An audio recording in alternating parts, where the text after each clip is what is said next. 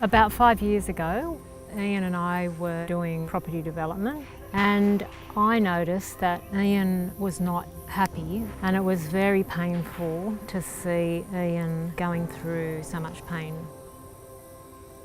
We had money in the bank, but I just was the unhappiest I'd ever been.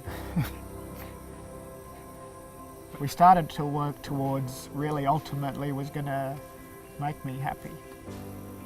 So I know I get out of bed every morning now to help other people.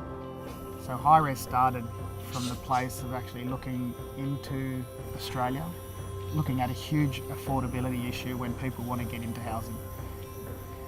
Currently right now, 60 to 80% of the people looking for a property to live in are actually only a couple or single. So if we're building 4-bedroom houses, we're building the wrong product.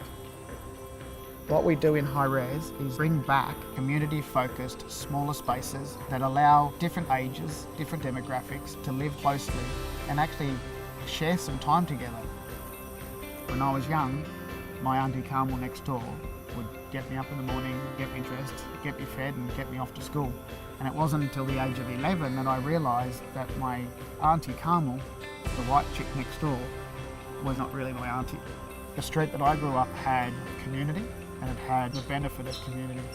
So when we started to realise that smaller spaces were better for the community, we also started to realise that smaller spaces cost less to put together. They rent for less than a larger house, but as a ratio you end up with more money as a return on your investment. And someone in Australia, a young couple or an older person, can actually really afford to buy housing again.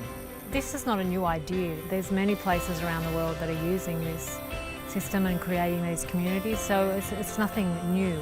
But we're trying to spread the word as far as we can so that Australia can come to the party as well. What we get the most enjoyment out of is watching the people that join Hi-Res implementing our strategies. We've got one student that has bought a block of units, and what she's done is transform those properties so that a multiple of different generations live in it. And just in that project alone, she's created a community, just like the street that I grew up in.